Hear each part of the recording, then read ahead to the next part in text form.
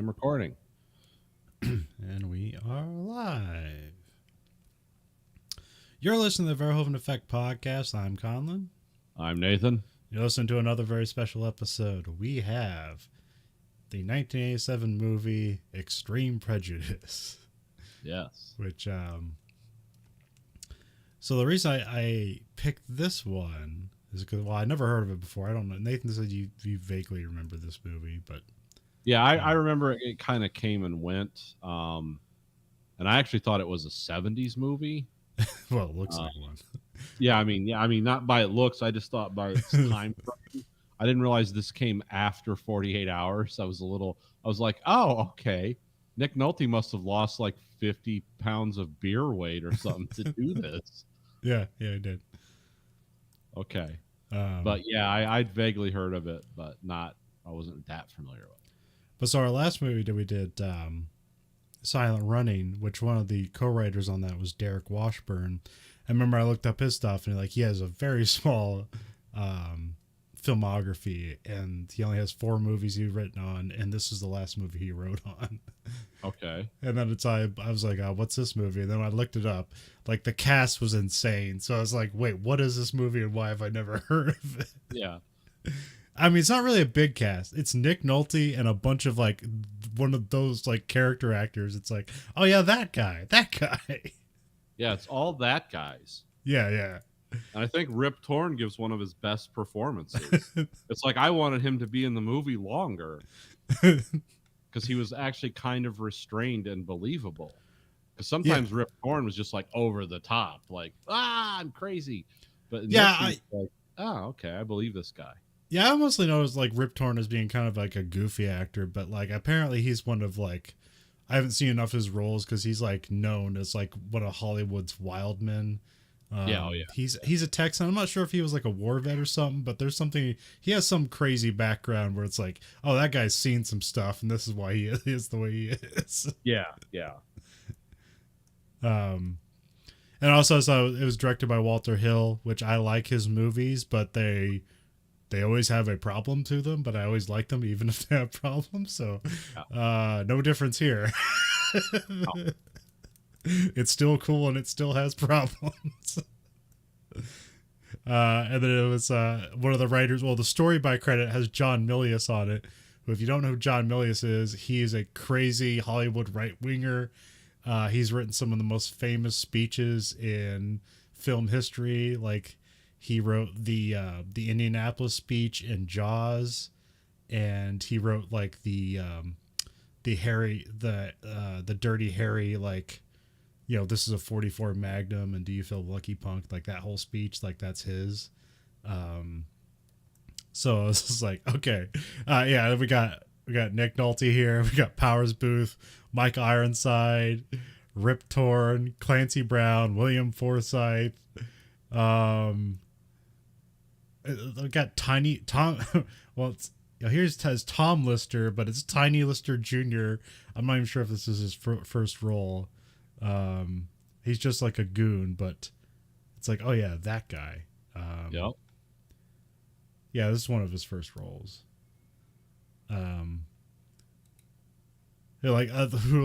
Scott Ackerman has a funny story about him. He doesn't list him by name. But if you look through it, it's like, oh, it's Tiny Lister. He said he was the worst person he ever had to like direct for something.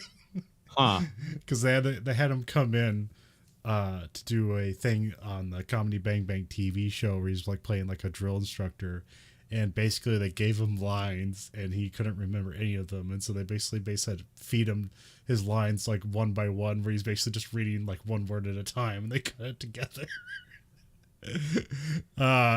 He said he would just show up on set, drive up, and be like, just yell at somebody like, "Where's my chicken Caesar salad?" They'll just fall right into it, don't they? And then in between takes, like he was trying to like, you know, hey, maybe this guy had a bad rap. This isn't a great day. It's like, I'm gonna get to know him. And he's like, so what made you want to become an actor? And he said, I looked up the highest paying job with the lowest amount of experience required, and actor was number one. So number one. But I don't know, like Tiny Lister is lucky he is a huge man with an intimidating presence, and so obviously put that guy on screen. Yeah, I mean, he is like well over 6 foot tall. um, He looks like a like a bad guy. Like, yeah, I mean, just which he like I usually play like he was the main bad guy throughout the Friday series, but one of the thing I most know him for is he was in Dark Knight. He is the prisoner that convinces the guard to give him the device that's going to blow up the other ship. yeah. And he convinces to give it to him, and then he hands it over, and then he just throws it off the boat and sits down and waits to die. It's like one of the most beautiful moments in cinema. So, Yeah, I mean, almost everyone in this movie. Like, yeah. one of those movies. So yeah, it was just crazy. It's like, oh, and also like this is like a year before Die Hard, and there's a lot of like weird similarities to Die Hard. I also see a lot of Heat in this, even though Heat didn't exist at the time. But it's like I don't know if anybody took anything from this movie, but I see a lot of that stuff in here. I saw a lot of Salvador. I mean, not entirely, but it's like, oh, it wasn't as grandiose as Salvador, because that's a Oliver Stone movie, of course, so it's going to have the big scenes. But it's like, oh, this is more of that. It's basically gun battles, the main one in a foreign country, Mexico, and it all has to do with drugs and corruption and everything. And it's like, yeah, this is like No Country for Old Men if it like didn't have a brain and was just kind of violent and crazy. Well, yeah, the shorthand I had for it is it's just Miami Vice in Texas. Yeah, yeah. But I think it's a movie that wanted to be more than that. Oh yeah, because it's trying to use like social commentary to as part of its story. Yeah. But it doesn't necessarily work all that well. But it's there. They No. bothered. I mean, yeah, they were trying to do something, but I don't know. Some of this film felt rushed, and then some of it felt like it's taking too long. It was almost like both. Yeah. Well, I mean, it's a complicated story. Yeah, I think the thing that hurts it most is essentially it's two movies that intersect every once in a while. Yeah, yeah, and it doesn't exactly work. No. It was a good concept, but it just didn't work in execution. The concept would be like, oh, I watched 2 movies. Like, I got 2 movies worth of entertainment, and like running gun battles all the way through. It's like that was great, but it didn't really work out that way. I mean, it's basically like if you edited The Departed and Sicario together as one movie. That's what this movie is. Yeah. Very. It was entertaining. Yeah. It was very dated, but it was. Yeah.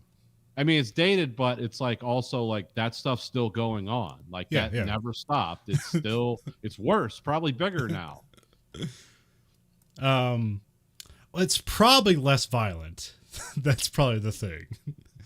Now that we know of, maybe. I mean, like I don't know about Mexico, but the thing is, here, like the drug cartels learned out like to protect the drug trade in America, you don't kill everybody. You actually just find weird ways around it. Like you'd rather just pay somebody to go away than try to kill them and take over the territory, because nobody wins in that situation. Yeah, because we actually have like police and military that will that you can't pay off. Like when it gets to a federal level, it's like, no, those guys will just come at you with a tank. Like they don't. It is the Sicario stuff where it's like, it's. So yeah, I think that doesn't happen as much here anymore. So yes, Extreme Prejudice came out April 24th, 1987, directed by Walter Hill, written by Derek Washburn and Harry Kleiner. Derek Washburn's the one that wrote on Silent Running, and story by John Milius and Fred Rexer. I think Harry Kleiner also worked on The Deer Hunter. Oh, okay. There's a whole intermix of like between that movie and this movie and Deer Hunter and Silent Running, that there's like a mix of people. And of course stars Nick Nolte, who's probably the biggest star of Powers Booth, Mike Ironside. What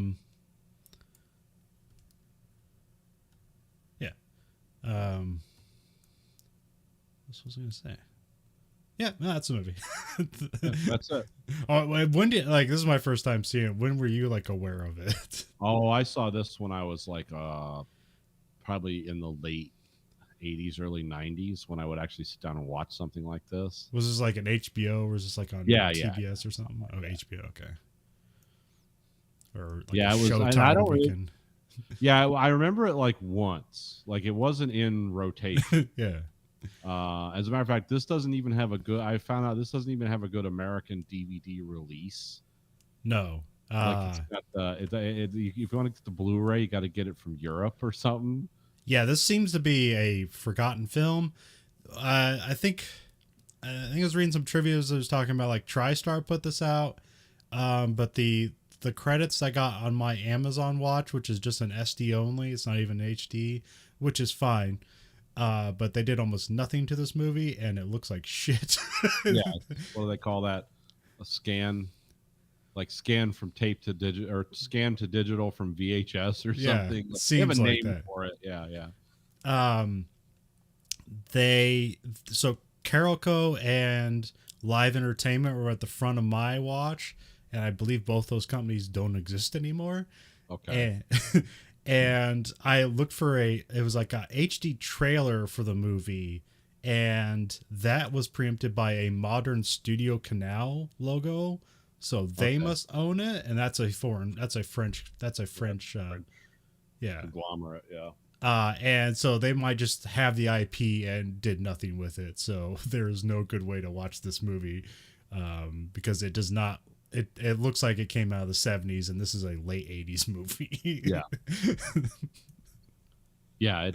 I don't think it doesn't have much to do with the quality of the filmmaking. No, Uh, it's just incidentally how it looks by pure neglect. It's not really the filmmaker's fault. Yeah, this is how a movie looks when the film stock sits in a warehouse in Arizona for 30 years, and then it's like, yeah, let's put this out on disc. 10 people remember this. It didn't get bad reviews. It didn't get great ones, Yeah. but it didn't get terrible reviews, and that seems about right to me. It's not, it wasn't amazing, but it was kind of like sort of reminded me. It sort of felt like Wild Bunchy 310 to Yuma to me. That kind of style of action, Yeah. set in a modern or a more like an 80s drug. Like we got secret military. We got the Nick Nolte looks like a comic book Texas Ranger, like just a blue-eyed, square-jawed Superman that has no fear. There's no moral ambiguity with him at all. He's just like he's not a complex character. I mean, he is kind of, but not in a way where he's like morally troubled by just shooting the hell out of people, and it's like I have time to get back to work, But he's not. But he's not Nick Nolte, though. He doesn't seem like Nick Nolte. I mean, it's him because he looks like him, but he's also a kind of like a bland protagonist. He's just like, well, he's like kind of Judge Dredd if he was a Texas Ranger, and that's the depth of his character. And he loves this woman for some reason, and he's friends with Powers Booth, and they have like frank conversations about things, but it's like in the end it's like, I'm just going to kill you or bring you in. That's where this is going to go. And it's like, well, we'll see what happens. And everything he says comes true and he follows through on, but it doesn't make him interesting as a character. No, he's just kind of a guy that doesn't talk much, but he just represents the only kind of like moral compass in the movie. Yeah. Or at least one side of it. Yeah. Because it's supposed to be like him and Cash have like are at opposite ends, but I like that they both wear white hats. Yep. It's like, are they different? Yeah, and this one I always like Powers Booth. It's a shame he's dead. Yeah. But I always liked that guy as an actor, even in silly things. But this is probably one of his best performances. Like, because he gets to be silly and weird and interesting. Yeah, because he's not just a one-dimensional bad guy. He's like he's kind of nuts, and he's endearing, and he's psychotic, and all these things at once. Because I think like Powers Booth is tall and he has such a strong voice that you really don't have to have him do much and he'll be interesting. So this Yeah. is like one of his most further out there roles that I can remember. Yeah, and he's another Texas guy. Yeah. So Which I watched the behind the scenes thing, and I heard that there was like sort of like a competition like between like him between Powers Booth and Nick Nolte, because Nick Nolte says like, I'm just some kid from Iowa, like these guys are both Texans, like I gotta like be legit. So I guess he was like, I guess there was some weird like non-Texan energy on there where it's like, you're not the real thing, you don't belong. Kind of energy they put on the set for some reason. yeah. Which Texas is so big and has so many micro cultures that like that doesn't really make any sense. Yeah, it's when you like people are from Texas, it's almost like saying, well, they're from California. It's like, well, those are the two most giant states in the country. Like there's many different things that that means. It's not like you're from Kansas. It's like, well, that kind of means one thing especially if you were born there. See, I'm one of those guys that I can never say, well, I'm not from anywhere. I was born in one place and I've lived one place longer than anywhere else, but I don't know if I'm necessarily from or of the culture of any of those things. So. Yeah. But yeah, people that have a real identity with like where they were born, and yeah, that only happens in the big giant states like that. So anyway, we have the start of the act one. We have like a printer going on there, and I picked up some of the stuff it writes on there where it says flash precedents, zombie unit, werewolf is written in there somewhere. Yeah, it's like all the scary names for government projects that a dot matrix printer can put out.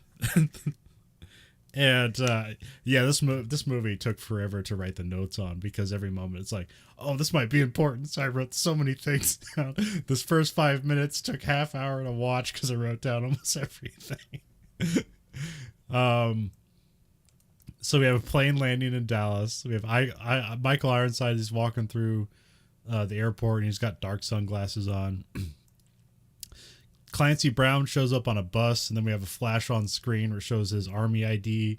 It says Master Sergeant Larry McRose, MIA, Quantry 4972. Yeah. Presumed dead.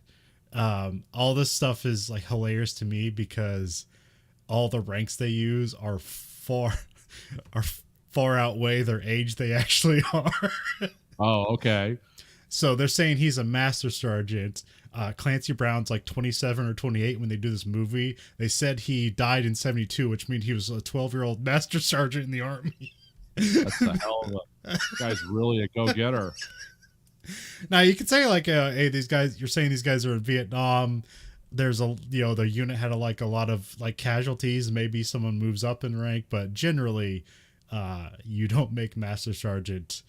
Like it takes like almost 20 years to get to that position unless stuff goes real bad. Yeah. Like everyone else is dead. You're it. Yeah. Well, that's interesting though, because Quantry province is see, this movie's called Extreme Prejudice. Yeah. And if you call back to, or remember when Harrison Ford was the briefer in Apocalypse Now? Yeah. That's where Kurtz was operating before he went nuts. Oh, okay. Was in Quantry province. Because I think the first time Terminate with Extreme Prejudice was said was in Apocalypse Now. Yeah, which that's like John Milius worked on that too. Oh yeah. Yeah, so it was kind of like, yeah, that's why they put that in there. Obviously, so you got that in the notes too. So okay. Yeah, I wrote down everything they wrote down. So I was going to point out they made a mistake, because on the ideas it says grade, and then they put their rank, and so there's a distinction between rank and grade. Rank is like sergeant, and grade is like their pay grade. So like a sergeant is an E5. Okay. So they put their rank in the grade spot. And then I was like, oh, that's a mistake. But then I went and looked it up, and yes, IDs back then, where it says grade, they put their rank. So that's accurate. Okay. I wouldn't have known any of this. If you told me someone graduated basic training and were a master sergeant, I'd be like, yeah, okay. I mean, those are like, why do you have those two separate things? Well, some some ranks have the same grade. So like a master sergeant and a first sergeant are both E8s. So like that's where that stuff like that goes. Anyway, and to let you know, it only goes from E1 to E9, and Clancy Brown here is an E8. So at 12 years old, he was getting ready to retire. Top of the totem pole, yeah, as it were. We have a young William Forsythe is harassing people in the airport. Yeah, don't draw attention to yourself on your secret mission. Hey, baby, as long as I got a face, you got a place to sit. You know, it's like, yeah, no one's gonna, be clandestine about it. It's just strange women. Then we have another flash on screen with his ID, which is a sergeant first class, which is again way too high of a rank for how old he is. That's like an E7. In the Marine Corps, that's a gunnery sergeant. Buckman Atwater killed defusing unexploded bomb, Laos, 11/11/74. Body damage beyond recognition. Now, I'm not sure if these dates are how a government would write it then. It's not how they write it now, because in the military you always start with the year and then month and day, and it moves down like that because it's easier to file it. Okay. Because it goes from the most unique to the least unique. But yeah, I don't really care. I'm just picking a little, bit here. So. The script was written by Milius, or the story was written by Milius in the 70s, right? Oh, I don't know when it was written, but maybe. Oh, okay. Because I thought he was pitching this movie in the 70s. I thought I watched a little documentary about him. Oh, probably, yeah. I didn't see that.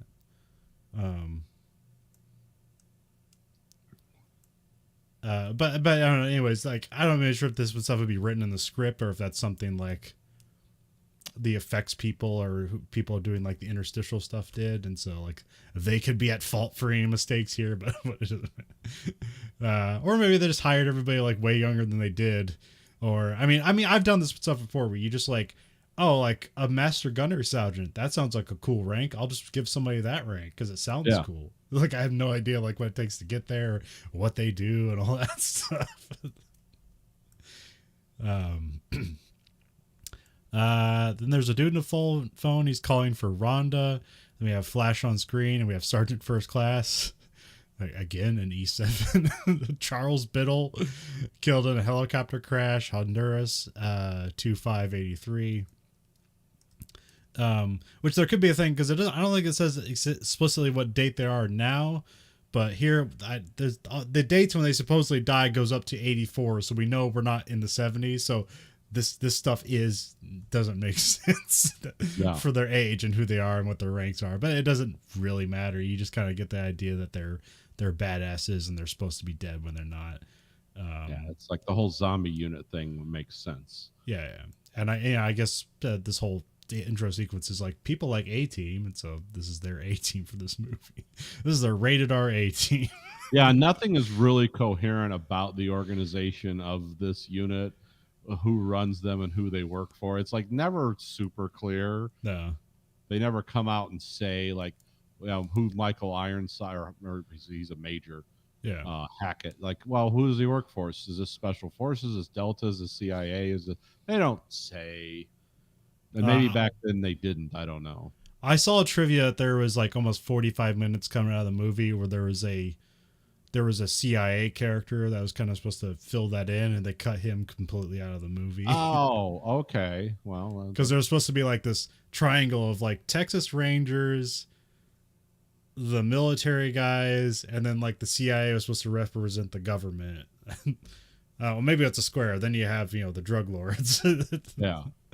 That was supposed to be like the key points of the movie, but they cut that out. Apparently because if they left it in, basically like Nick Nolte seems like a side character when he's supposed to be like the star of the movie. Yeah. So they cut all that out to make Nick Nolte's part seem more important. And that guy gets off the phone. He gets grabbed by, they flash on screen. It's Sergeant First Class Luther Fry. Killed training maneuvers, Fort Polk, Louisiana, 10/25/77. Body cremated, no ID possible. Then they come back, and then a dude jumps on Fry's shoulders. Then we have Flash, Staff Sergeant Declan Patrick Coker, killed on leave from Lebanon, chartered flight crash 12/14/84, body not identified. This is the only guy that I could believe is actually his rank. Yeah. Staff Sergeant is attainable.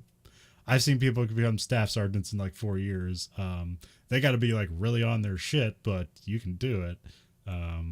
But beyond that, it's kind of a stretch for somebody that's only like in their 20s. So then the team meet up, and then we have Fry and McRose kind of like butt heads for a bit. Then Ironside comes in and intercedes. Is like, hey, is everything okay? And then that's when they flash on screen. Major Paul Hackett killed. Evacuation Saigon 2573. Is there multiple evacuations of Saigon? Because the Saigon evacuation was in 75 of April.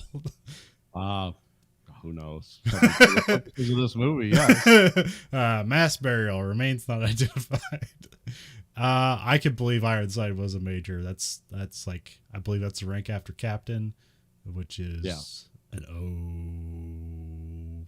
04. I can't remember. But yeah, that's a believable rank for him, I think. Remember, in the Soviet Army, a sergeant got made more money than a captain because sergeants went to a separate school from the enlisted regular soldiers in the Soviet military, because a sergeant was a lifetime rank. They carried a good, but they were specifically trained to lead squads of men and nothing else. Doing this movie, so it's something that the Army does that the Marine Corps doesn't, is like everybody calls each other sergeant, because basically every rank is sergeant in the Army, and so they just call each other sergeant, and that does happen in the Army, and not in the Marine Corps. They make you call out the whole rank. Oh, okay. So you can see like a sergeant talking to a first sergeant or a sergeant first class, and they'll just be like, morning sergeant, like morning sergeant, sergeant. Where like we'd have to go up to him, like to the Army guys, and be like, good morning sergeant first class.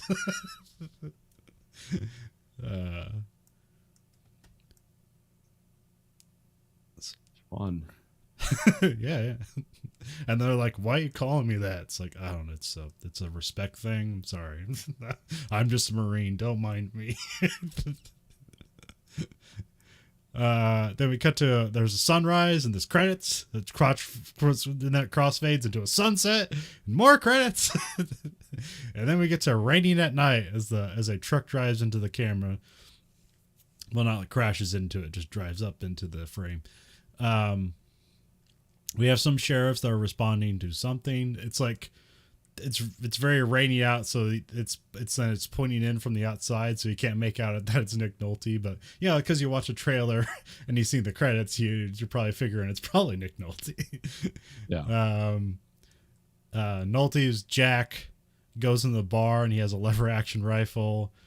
He finds some guy named TC and he like throws cuffs on the table and he wants him to cuff himself. But then TC pulls a gun on him, and then Jack draws and kills TC. And the other sheriff shows up with Rip Torn. He just comes in and fires a shotgun into the ceiling. Yeah. Which they should have had like rain start pouring in from the shotgun hole. And then like Rip Torn has like one of the bad guys like move the drugs or pull out the drugs so they can see that, and so they arrest him. And then we cut to the next day. Jack pulls up to his house. He walks into a bedroom where there's a lady sleeping, which is Maria Conchita Alonso, who she's been a lot of things you know about. She was in Running Man. She was Yep. Schwarzenegger's partner in Running Man, and then she was also the detective in Predator 2. She was paired up with. Yeah. Yeah. Game over, man. Yeah. Paxton. Yeah, she's teamed up with Bill Paxton. Still working. I mean, nowadays she plays like moms or now grandmas, but she's still working.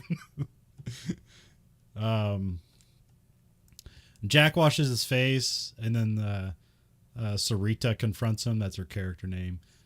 He mentions how he had to shoot another broke dirt farmer who's smuggling drugs to make ends meet. So this is kind of like the social commentary about like apparently like a bad economy and nobody can get work, but like drugs, the money's in the drugs.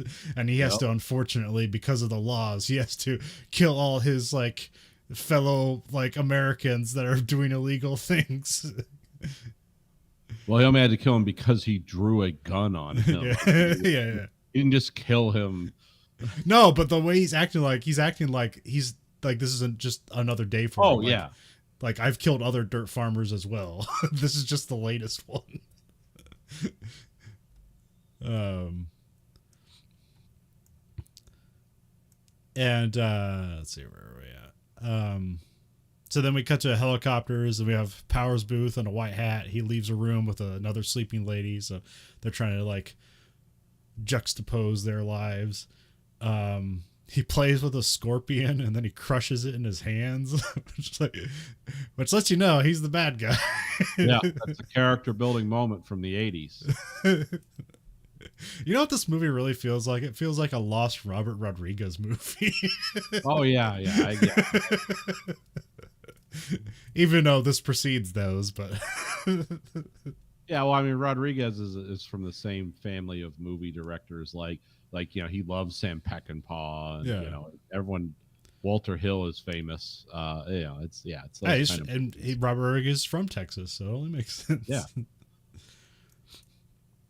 Then we cut to the zombie crew. They're running recon on the drug dealers, I think. Yeah, the bank. Yeah. Where they're storing the money in safe deposit boxes. Yeah, so yeah, a guy puts money in a safe deposit box. It's implied to be illegal because he's just like, yeah, you don't have the feds jumping down your throat. Because they're saying like they just don't have enough room in the safe deposit boxes to store all the money they're bringing physically can't store the money.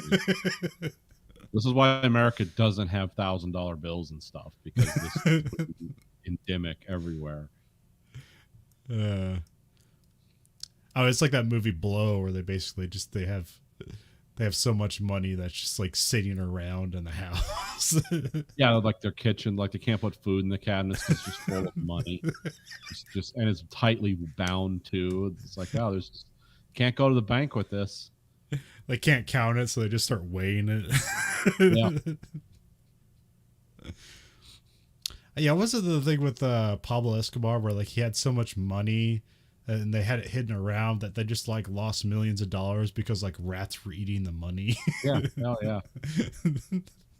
There in Miami every so often, somewhere in that area, someone will renovate a house or something, or they'll have to have some work done in the yard, and they'll just find like a chest full of money.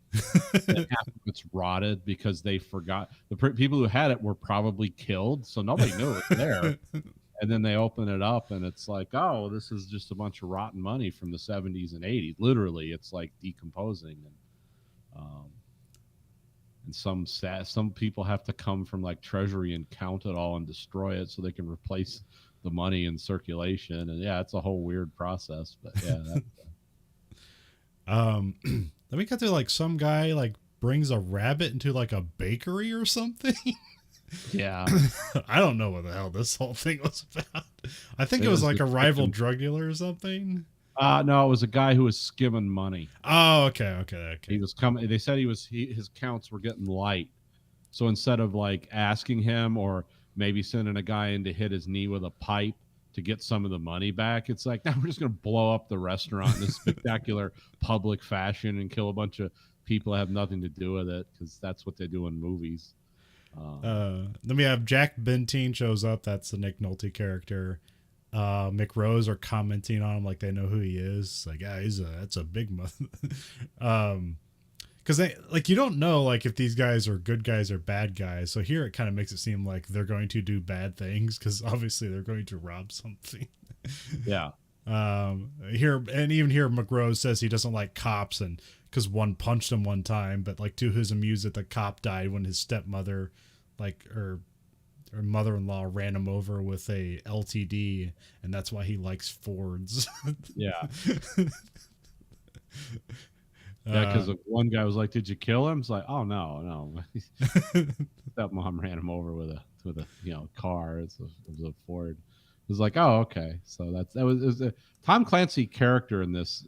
Tom Clancy. Clancy Brown. Clancy Brown character in this is actually pretty interesting character. Yeah. He doesn't get a lot of screen time. No, but when he's there, you notice him. Oh yeah, and he has an important role to play. Like he's like the moral figure in this, underground military group. Yeah. Well, I mean, clandestine operation. Like it's like we don't just kill people. Well, I mean, of all their ranks, like he's the highest enlisted ranking guy, presumably. Yeah. What's listed, he is the highest enlisted guy, even though they're all dead. But, and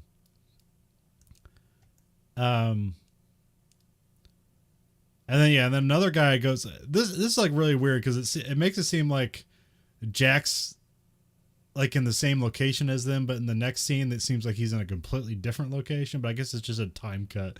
But it's just kind of weird. But some guy goes into that bank we were talking about, and then the place blows up because apparently the rabbit was a bomb or something. Yeah, a bunny bomb. And like the whole front end blows up. But then we just cut to Jack is like interrogating some Mexican, and he wants to meet Cash Bailey, and that's Powers Booth's character, and they knew him and Jack knew each other as kids. So now they're like on the opposite sides of the law. Then we cut to a helicopter landing. That's where Tiny Lister is. And he's just like holding the M16, and there's some other dude there with a shotgun. Yeah, and they're meeting in Mexico, by the way. Oh, they are? Okay. Yeah, because, Powers Booth can't come to America. Yeah, they keep talking about like not being able to cross the river or whatever. You got to stay on your side of the river. Yeah, which is the Rio Grande, I'm assuming. Yeah. But back then, like American law enforcement just went to Mexico and just with guns, and maybe they do. I don't know. It just doesn't seem like you could do that, but okay. Or you would want to because it's like, yeah, this guy's just going to kill you. But it's movie logic. So yeah, Rip Torn is giving cover, but it's with Jack's like cut down lever action rifle that like Rip Torn's suspicious of. It's like, this cut down thing, I don't know if I can shoot. But he's like, just aim 8 inches above your head and you'll hit him center of the chest. So, actually, I have to assume that's like something Milius, because anything it's like with like guns or government stuff, it's like, or weird quips, it's like I'm assuming that's like a Milius line or something like that. A 30-30 lever action does have a lot of drop. Oh, okay. That's one of those old straight-walled rifle rounds. So there's big, heavy, slow-moving bullet. Well, I think his is like more of a shorter carbine version. So I think that it's more like the sight radius, where it's like the further the back end and the front end are apart, the more accurate it is. So like when you cut it down, it's just less accurate because of the sight radius or whatever. Something like that. Yeah, I don't know why you chop down a 30-30 anyway, but I mean, just for maneuverability. Yeah, maneuverability. I mean, it's a devastating round. You use them to hunt deer all day long.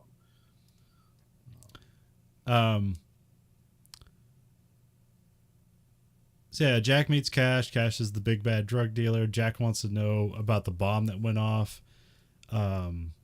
Jack says something like Cash could buy him out, but like not together with the badge.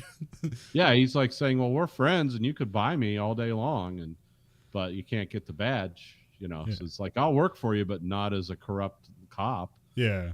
Or he kind of implies that, which is like the only moral ambiguity, but really that's not an immoral position.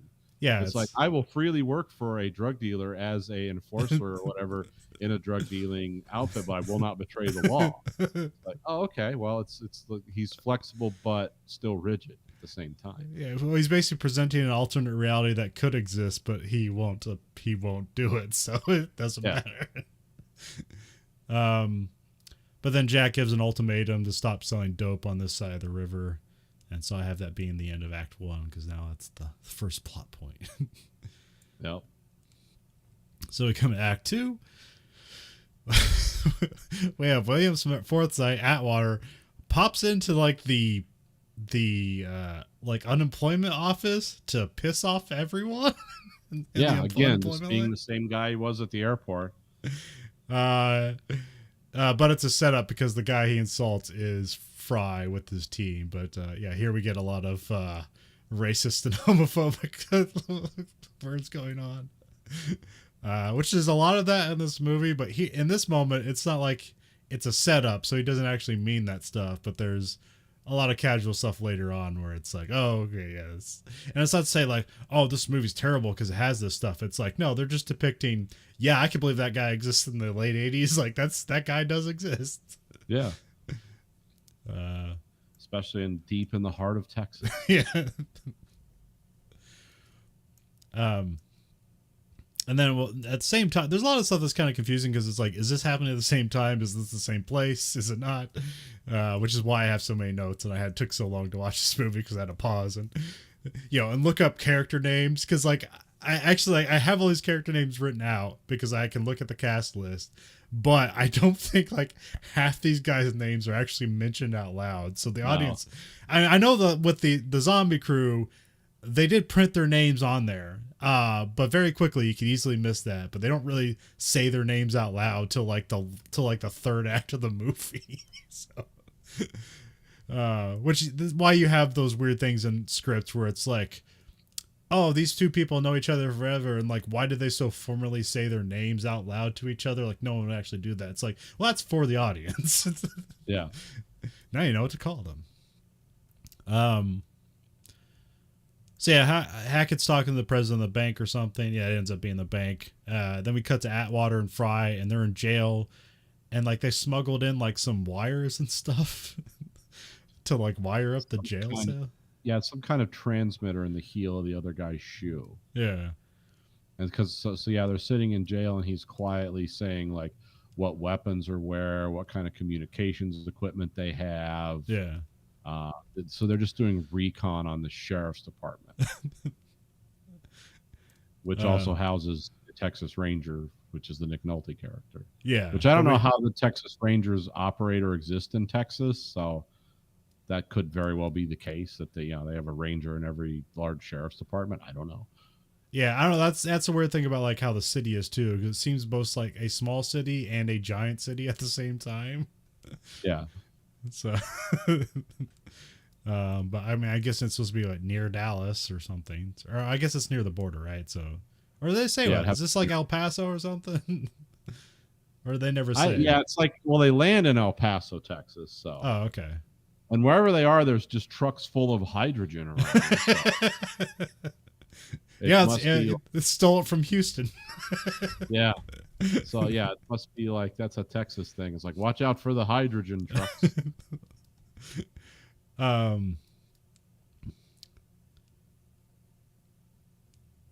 Yeah, so yeah, they get the recon on the sheriff's department. Then we cut to night, and the sheriffs have a meeting. They're doing background on Cash. And this is where we get Jack and Cash were friends, and they were on the football team together. And because they're on a football team in Texas, basically everybody let them get away with everything. Yeah, you can do anything you want to. What the one guy say he was the Virgin Terminator or something? We used to smoke local weed.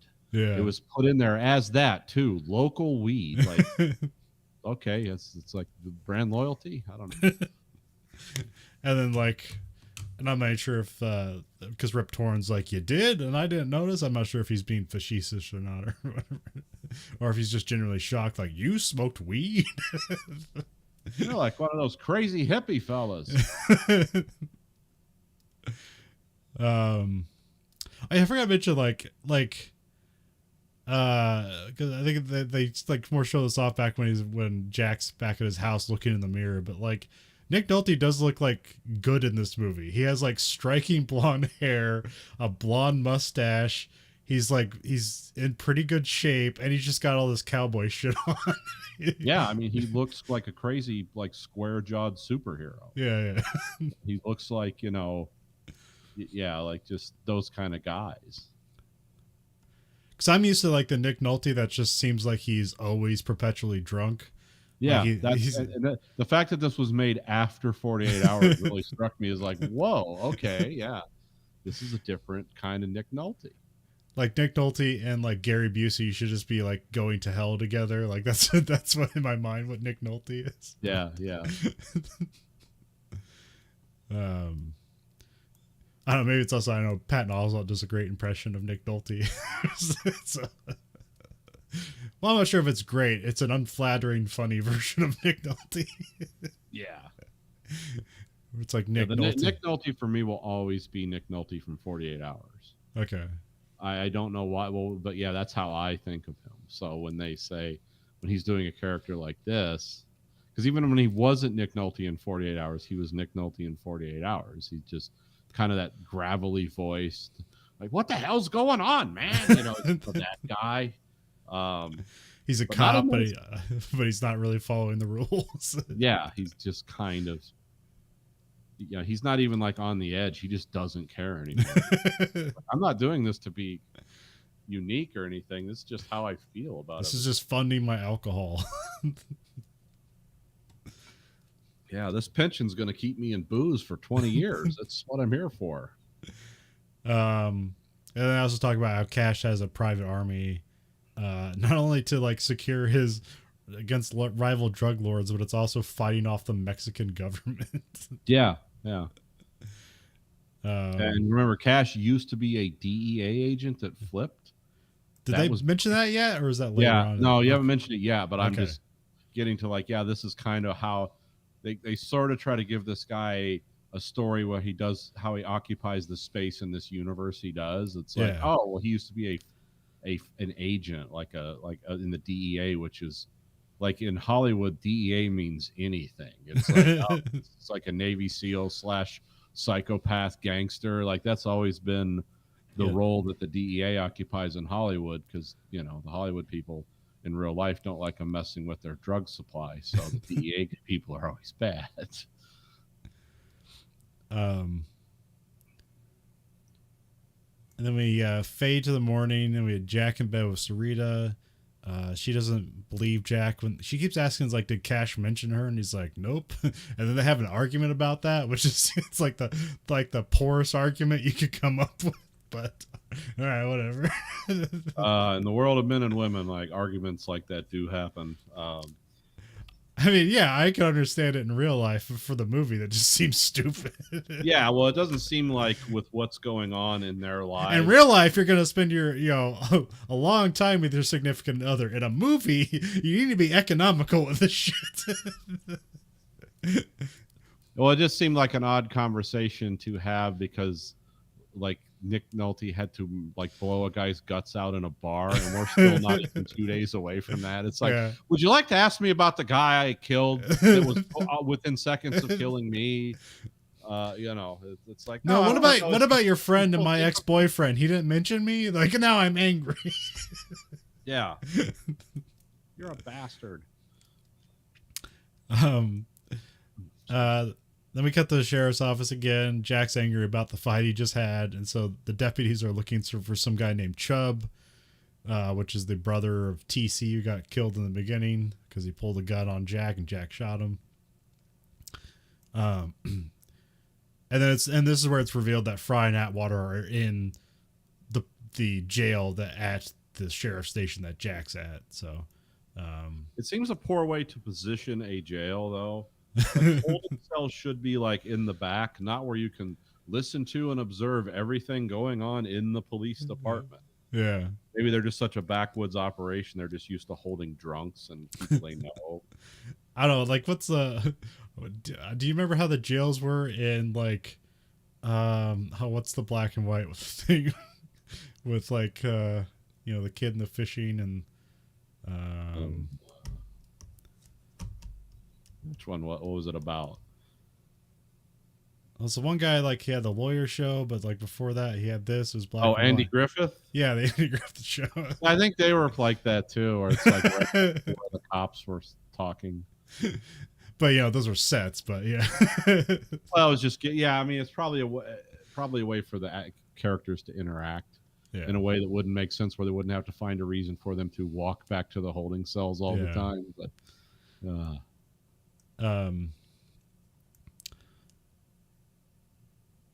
And then Jack leaves because they're going to go after Chubb here. And then this is where we see that McRose and Hackett are tailing them.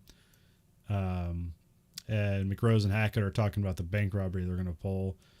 And we don't know why. We just assume we don't know if they're good or bad. We don't know if they're just like getting money or if they're still somehow working with the government. Although being that like we saw the thing that this in the beginning is like a printout that's obviously like has to do with the government and they're the zombie squad. It's like, okay, the government must know about them and this is sanctioned somehow. But that doesn't get cleared up till like later on. And then it's muddled again. Yeah, it's become strange. Jack and Hank pull up to the gas station. I think it's a gas station, or it just has some pumps out front. Gas station / tavern / Hogan's Alley shoot up set. Yeah. So Chubb is there. Jack the guy and Hank playing Chubb is someone you've seen. Every bad guy biker from the 80s through the 90s was that guy. Yeah. I don't know his name, but I was like, I know that guy. He's looked exactly the same for 30 years. Yeah, you've seen his face. It's like, oh yeah, that guy. Yeah. But this is an ambush. They were set up. Hank gets shot to shit. Which is sad because you like that character. Yeah. Well, for a moment, like I guess he could be alive, but he is not. No. No, the first shot to the back might not have killed him, but getting saturated from an Uzi at like fully automatic weapons, that tends to do it. Yeah, which these guys are like well armed. They all got like M16s and MP5s and stuff.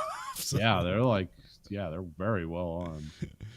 Which I don't think it's intentional because it seems like they want Jack in his sheriff outfit to be kind of old school, so they have like lever action rifles and stuff. I mean, he does have a 1911, so that's a bit more modern, but it's still at that time it's a 70-year-old gun.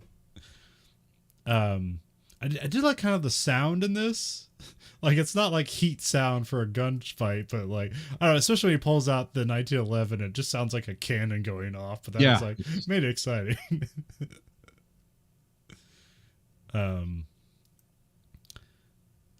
I like that somebody does the shoot the feet thing where it's like two people are ducking behind cars and one person sees the feet on the other end and just shoots his feet because that's an open goal for the guy.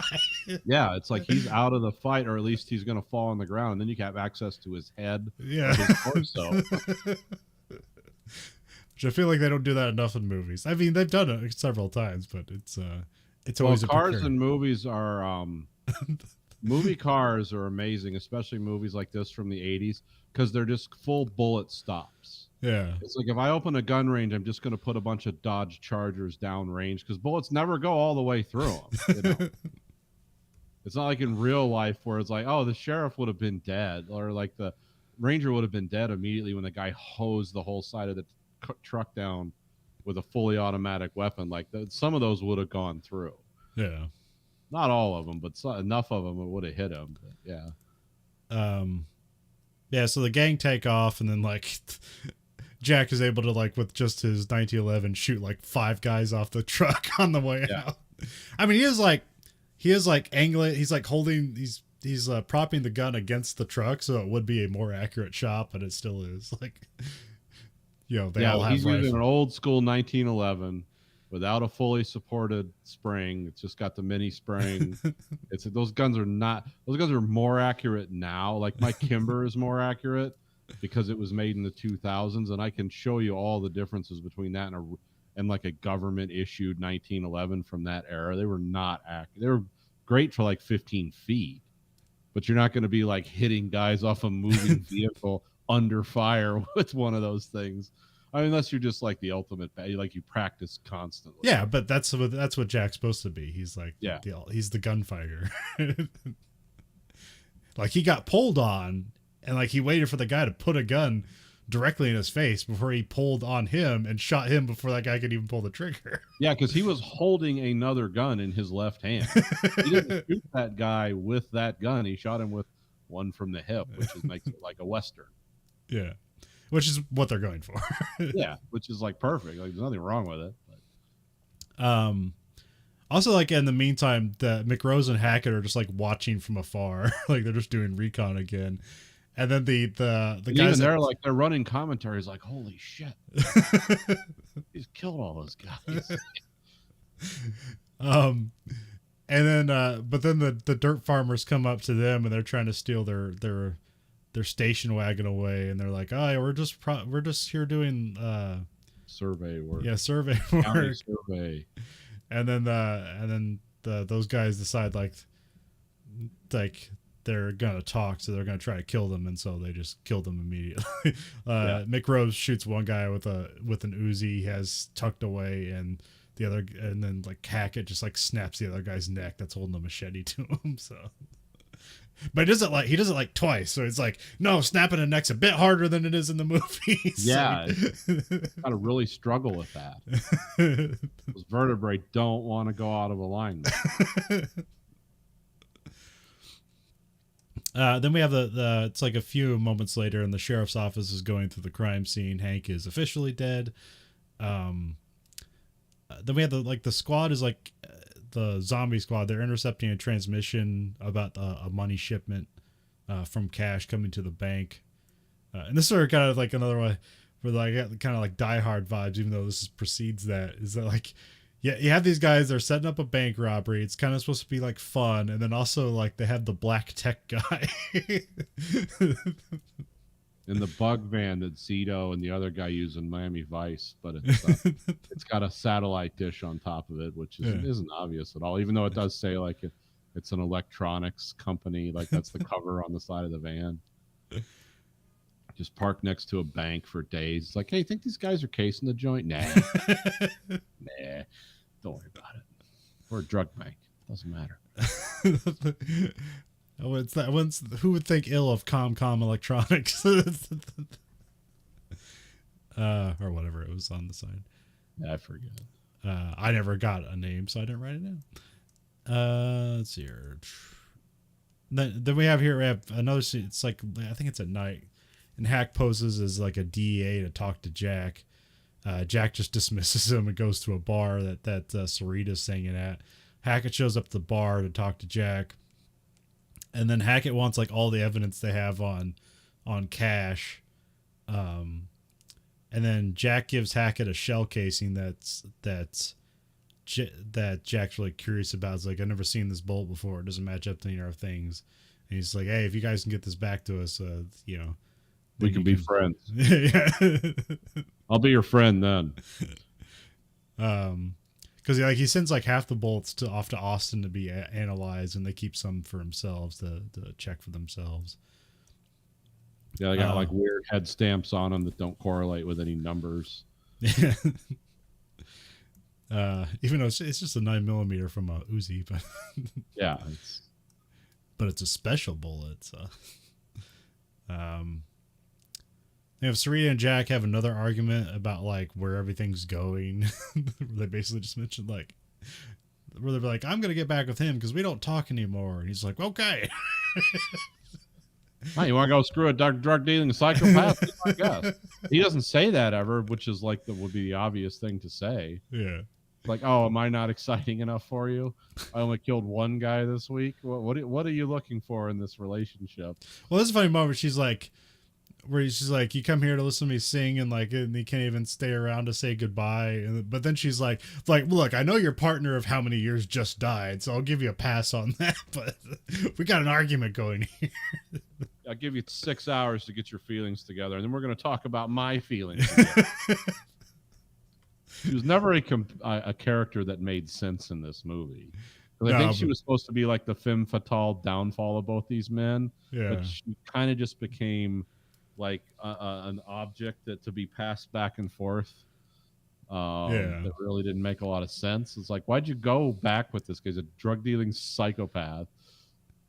Well, I don't know. That's another thing. They seem to be like all caught up in their past or whatever too. But yeah. Where it's like, no, I remember back when he was cool, and that's who the guy I'm gonna date. The cool guy. He's like, well, he's not cool anymore. It's like, are you sure? It's like, he just killed a bunch of people and sells drugs. Yeah, he's a coked out weirdo. Has his own helicopter and a private army in Mexico that's like they laid siege to a town and claimed it as their own. So, you want to go live with someone like that? I mean, it'd be fun for like a week till the But drugs wear off. for some reason that's not explained to us. She's blind to all of that. So, and we cut to the next day. McRose bails Atwater out of jail, and then the team are in the car, and they're concerned about like having to do a daylight hit because they're like, man, innocent people are going to get killed. So this were probably the first time there was like, okay, they're not just completely bad guys, but Yeah, we they're still not don't know what or why they're bloodthirsty doing. Yeah. savages. Yeah. But they're still like orders are orders, and so that's not going to stop them anyways. Yeah, I mean, these Then, guys were chosen for a reason. and then Fry and Atwater are like in the sewers or something where they get access to like the city's electrical system, or they're going to go turn off the comms to the sheriff's station. We find out later on. Then when Cash and Sarita are having a conversation, I'm not sure where they're having it at because Biddle's listening in. I'm not sure because I know they put a bug in the sheriff's station, but I don't know where they're having this conversation at. But Yeah, this is where this movie gets confusing because it's like, wait, where? I don't know where this place is, but it's bugged. Like they're listening in, but I've never seen like it's not his house where they were living together. So yeah, I don't know. I was thinking, is there going to be like a Westworld time jump here that I wasn't aware of, or where this all started? But basically, this is kind of the scene where Cash convinces Sarita to like to come back with him, but he doesn't really have to convince her too much. But yeah, he's not like twisting her arm. Then we have Jack and a deputy are going through the bullet casings. Hackett comes in, and he has like an answer where it's like, so yeah, this is where it came from, but it's a lie.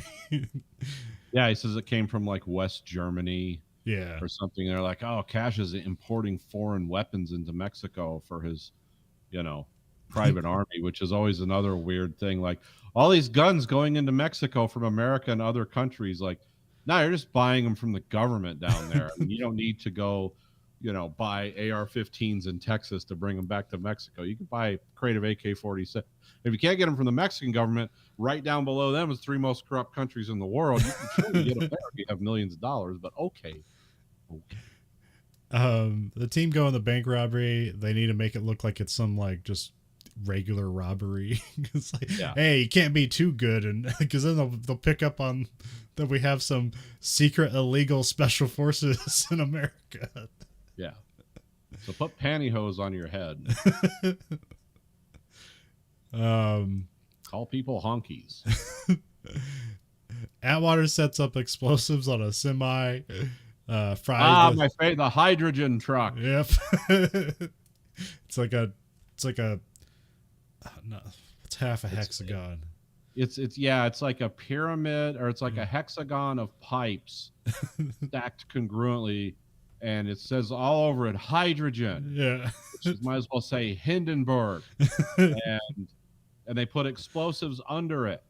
And it's wired. It's like you're hot. And they're driving. So it's like, oh, they're going to blow up the hydrogen truck. That will be spectacular. And that will create the diversion they need so the other guys can rob the bank. Yeah. But then when it gets really Hollywood and stupid, it's like, hey, let's park it in front of this building, get safely away, and detonate the hydrogen truck. Nah, we're just going to run at full speed at the building. I'm going to jump out at the last minute. And those explosives are going to go off in the hydrogen truck. It's like, yeah, let's go. And it's like, you're like 50 feet away from that. You'd be bleeding out of every orifice in your body from that explosion. Well, and the explosion, I don't know if that was stuntman or the actor. When it goes off, he involuntarily grabs his ears. Yeah, I'm sure he does.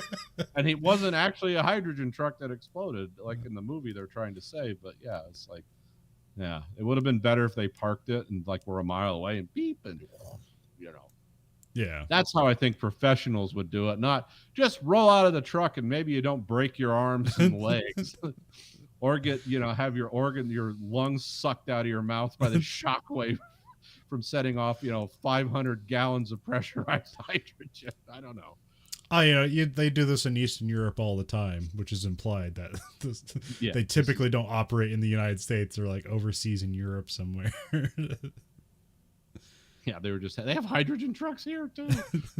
I was just fat. That like took me out of the movie for like I had to pause for a little bit and do like hydrogen truck research because it's like who's driving the hydrogen truck and how much are they getting paid?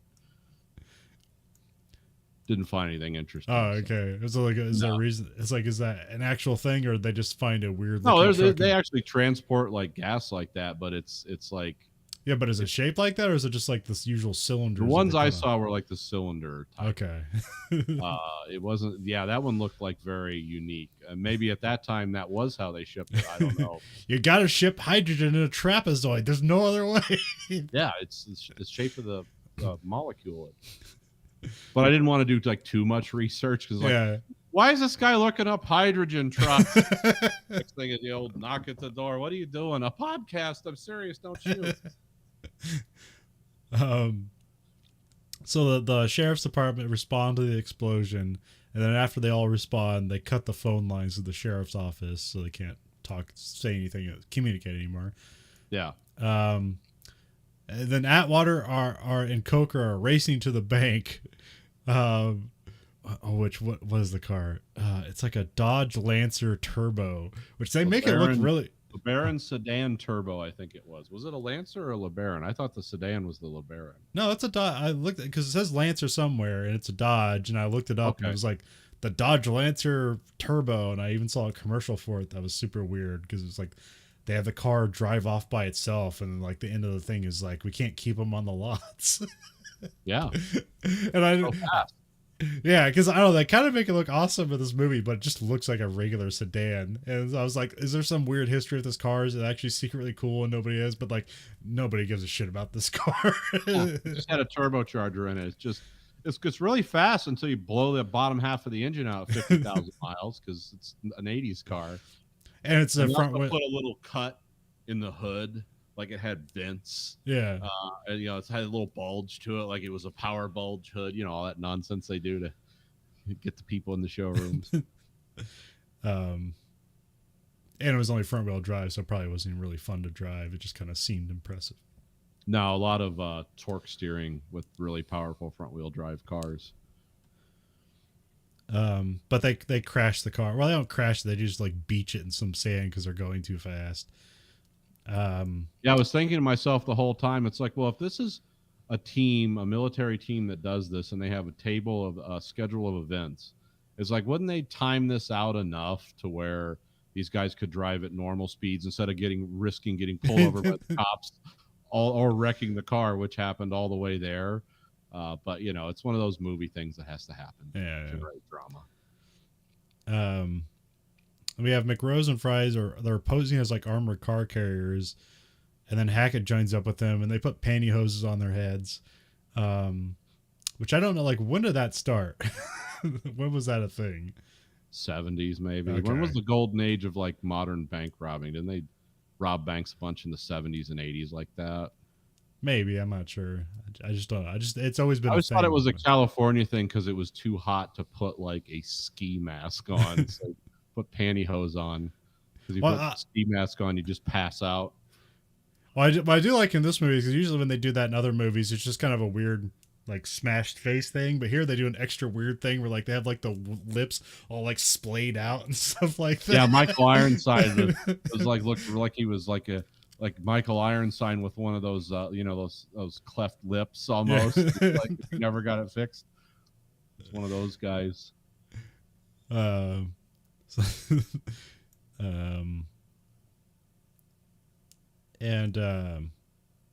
Yeah, McRose grabs the cash, so they're just robbing the bank outright, but they're here mostly to get the safe deposit box. So imagine the cash is to like throw off the cops or something, so they don't know exactly what they're there for. Yeah, because they just went to one safety deposit box and they wanted they had double books for the drug dealer, and they wanted the books that had his actual balance on hand. Atwater and Coker get the car free. And then like the cash man shows up to the bank and he goes in with 2 suitcases, and as soon as he enters, Fry knocks him out, which they should have had like a moment where the guy that walks in there and sees everybody on the ground and like, what? But no, they just knock him in the back of the head. Is this guy Merv? Yes. Okay. Guy with the thick glasses. Yeah, Yeah. Okay. Because they have him later on in the movie. And I'm like, wait, is this the first time we're meeting this, or is that the same guy? But so I was kind of confused there because like they know yeah. each Because other. Merv went into the bank, and his psycho driver, who kills people, like he's the one who delivered the bunny. Oh yeah. So it's like, yeah, this is what the accountant and the murderer Yeah. always together in a really old crappy truck. Yeah, then we have like the whole arsenal of the 80s on display here. We got a Desert Eagle, we got a Spaz 12. It's like you gotta have it. Yeah, gotta have those. Fry grabs the suitcases and he walks out with them, and he gets shot up by the Merv's like right hand guy. And then McRose and Hackett shoot that guy. Pieces. Atwater grabs the suitcases. And then they all jump away. They don't grab Fry. They just leave him there. It's dumb because it's like, well, they're gonna run his prints and figure out, it's like, oh, it's another guy who's supposed to be dead, walking the streets of America. I don't know. When they put him in jail, wouldn't they have like ran anything on them? They did, but they didn't find out about it till they got back. Huh. Okay. After they got bailed out, because remember they said, yeah, their records came back. The two guys that fought in the unemployment office. Yeah. It's like, yeah, these guys are dead. They're just like, no. Nick Nolte confronted them about it. Yeah. Because they're like, you guys better start talking, and they're just like, yeah, we're less inclined to talk now. Now that you know who we aren't, because we're dead. So yeah, they grab the suitcase and run, but then Jack arrives on the scene to give chase to Atwater and Coker. So he follows the Dodge Lancer, and then they kind of like again drive too fast and recklessly, and they like stick the car between like a wall and a garbage truck, and then Jack runs up and arrests them, and so they give up. And then they're back at the sheriff's station, and they find out that the mystery bullets were some like special forces bullets, which is why it wasn't in their like this is old, so like their database is a 3-ring binder of bullet casings. So. Which is exactly the bullets that special forces would use. special forces bullets, because that would, what's to be lost, what's to be given away. Special forces bullets would have no head stamp on it, or they would say Remington or something that they weren't. Yeah. If they even have special bullets, which I don't think they do. I don't know. Maybe they do. I mean, it depends. Like, whatever. Like, we're adding a silencer. We want subsonic bullets, but like all those are commercially available and probably cheaper. So, which would probably be their main concern. I don't know. Special forces. I don't know. That's the thing. It's like a black budget, so you can just throw as much money in that hole as you want to. So maybe. I mean, they're all probably made at Lake City, but it's like, maybe these are different ones. Or they're not, because I remember in the 80s, like the CIA was trying to get this Russian guy to go into this building and like have a conversation with someone. And they're like, he's like, oh, you're going to hook me up with spy equipment? And they handed him, those tape recorders that were like this big that you always saw in movies where it's like, yeah, this is what we got. And they're like, wait a minute, you're the CIA. It's like, yeah, this is the tape recorder we have. So this guy's walking with a huge tape recorder that runs off 4D batteries trying to get in and out of this Russian building and record this conversation. So yeah, you never know. Sometimes the things you think are cool, or just like, that's all in movies. Just put this reel-to-reel recorder on your back, see if anyone notices. All right, I was listening to somebody did a podcast on The Hunt for Red October, and it was somebody seeing the movie for the first time, and somebody expect obviously they've seen the movie before. Like, no, they never have. So that was kind of fun. But like the first thing he started out, I was like, who is Tom Clancy? He was just like an insurance adjuster and who read a lot of tech manuals. Like, I thought he was like some sort of like CIA analyst or some stuff in the back. But no, he never was. He just read a lot of books and smartly put a lot of things together that made people like concerned about the knowledge he had. Yeah, I was going to say he was when he started publishing books, people were like, hey, where are you getting this information? And he, like, because he was a very meticulous guy, he's like, oh, come into my office. This is where I got it. It was like a newspaper article. They're like, so no one told you this? Is like, nah. He even said that once. He's like, for the first 3 books, no one told me shit. After that, yeah, I was told things. because people knew who I was. But yeah, that was always him. It was like, yeah, I just assumed this.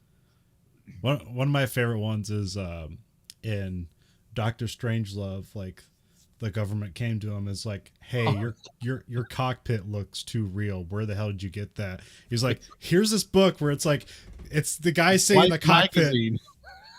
Yeah. Giving a thumbs up. And it's like, we just copied all that shit.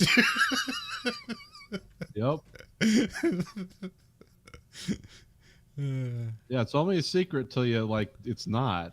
Once you start publishing photos of, that's why I never believe like in these movies when they talk about how it's like, oh, that's the secret satellite weapons program that no one knows about. It's like, oh, you can't keep anything secret, especially not in America, but even in other countries. It's like, yeah, it's you're only a bottle of vodka away from knowing all the secrets of Russia. You know, it's so who do you know? Or you got, because like, I don't know, like it played, like when I was a kid, like all that, like look at all this cool military stuff, like definitely played to me. And now I have to be incredibly suspicious of it because, you know, like if they're coming out like, look at this cool plane we got, I was like, okay, what company like sold the government on buying more planes so the American public would think it's cool and not because it's actually like good at doing its job? Yeah. If it's good at doing its job, nobody would tell you about it. Yeah, if it was a secret, it was like, because what were the things that they did keep? Well, the stealth stuff did stay. Like it was known, but the conjecture about it was wildly off. Yeah. Like what it was. Because the stealth fighter, like they had that in the 70s and no, but also wasn't really great because it wasn't a fighter. It was just a small bomber. But you couldn't track it on radar, but it was also a maintenance dog. And the stealth bombers were scary because they actually worked. Because they could like interdict your airspace with nuclear weapons. You wouldn't see them. You wouldn't know what was happening until the mushroom clouds went off. But then, like, you found out, well, they're subsonic and they're maintenance dogs and and everyone who built them like died of cancer. And it's like there's a huge lawsuit about it, and we can't fly them at night anymore for some reason. Yeah, can't fly them in the rain. They have to have special drying hangers for them. They're only based at 2 places in the world, someplace in Kansas and Diego Garcia. Like those are the only 2 places you can land those. Also, they're $1 billion a crack too. That's the other thing with those is like, it's like the Seawolf submarine. Like, oh, it has a warp drive. It's like, no, it just cost $1 billion in like late 80s bucks. Like that's why they don't. You know, why didn't they build a whole fleet of those? It's because they cost $1 billion. That's why. Because they were supposed to build like 25 of those, and then the Soviet Union collapsed. They're like, nope, fuck that. I don't have to worry about that. So Atwater and Coker are in jail. They're kind of lamenting the death of Fry, but then Atwater's really clicked to transition over to like focus on escaping. It's like, that's what happens. We're soldiers. And then Jack figures this is when they get confronted about their background. Yeah. We're like, yeah, you guys are dead. Well, also, Jack figures that the Hackett's DEA cover is a lie. Yeah, I forgot about that. Yeah. Then we have McRose and Biddle are arguing another scene about like the outgoing FUBAR and then like Fry being dead. And McRose is kind of like, he's like begrudging. It's like, yeah, you're right, Biddle, but like, you know, orders are orders. This is what we do. And then here Jack gets faxes saying that all the zombie squad guys that have in are all reported dead because they have the 2 guys in the jail and then Fry who's dead. So that's it. And then he's dead again. So he's dead for real this time. Yeah. This is where Jack confronts Atwater and Coker but he's like, you were in the army, weren't you? And they just deny being in the army. I like the one guy saying like, it's like, would you used to steal cars? Like, no, I sold dope so I could buy cars. Yeah. So I have that being the end of Act 2. So Act 3, Jack sneaks into his own house because he's suspicious. Usually Walter Hill's good at putting things where it's like, you know where everything is. But there's a lot of stuff in this movie where it's like, I didn't know, because they have a scene where they show Hackett like watching TV, and like I don't even know what Jack's house even really looks like, even though we've been in it several times. Yeah, And because so in this scene, it's lit completely differently. yeah, Looks like a different house. yeah, it's at night, so Yeah, but it doesn't even look the same. Like, where's the kitchen they were arguing in? You know, it's like everything looks different. um, but yeah, so Jack sneaks in, and then Hackett's there, and he's just waiting in the house, and then Hackett admits who he is, that he's like, you know, some secret government agent or whatever. And they're running some op to steal money and documents from Cash, because he says like the government will be embarrassed if the documents ever got out. Um, and this is where they mentioned that Cash was a DEA informant, and so he got a lot of information and basically turned it around and became a drug lord rather than selling out to everybody else. And then Hackett says Cash went back to Mexico with Sarita, and then Hackett wants his men freed so that they can all go after him, after Cash. And so Jack lets Atwater and Coker out, and the team plus Jack take a bus to Mexico. Which I don't know why they do that. I mean, I guess that'd be like they're going into like a city owned by a drug lord, so I guess you gotta look less suspicious. But as it turns out, you can freely walk around heavily armed. Yeah. Nobody's like, who are all these gringos with machine guns? I mean, because everyone there has like Yeah. AK-47s and stuff. But Yeah, they're in Mexico. There's fireworks going off everywhere, and then everybody has guns. yeah, they're shooting guns in the air. They're Yeah. laughing. Everyone's drunk. But I guess they're having some like independent celebration. Yeah. Which I don't know, some commentary, because like they talk about, it's like, wish they start shooting those. It's like this place needs another revolution. Yeah. So I don't know, like I don't necessarily know like what the whatever John Milius's or Walter Hill's outlook on Mexico at this time was, or what it represented. I guess it was just a pass through for drugs or whatever, but there's some social commentary there that I'm aware of, but I'm not sure of the details exactly. So, well, I don't know about them, but I can tell you now, like Mexico is our third largest trading partner, because of course we have China and then Canada and then Mexico. But in reality, Mexico is our largest trading partner.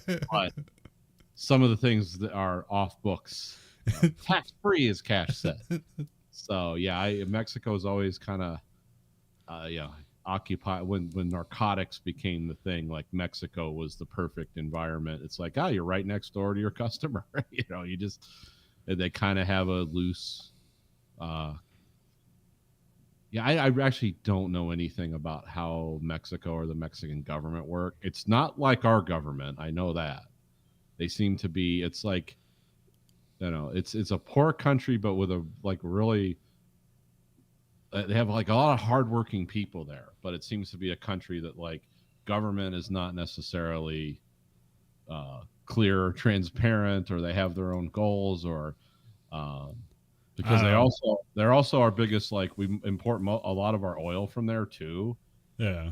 So it's like, yeah, they have a lot going on for themselves in Mexico, but they also seem to have.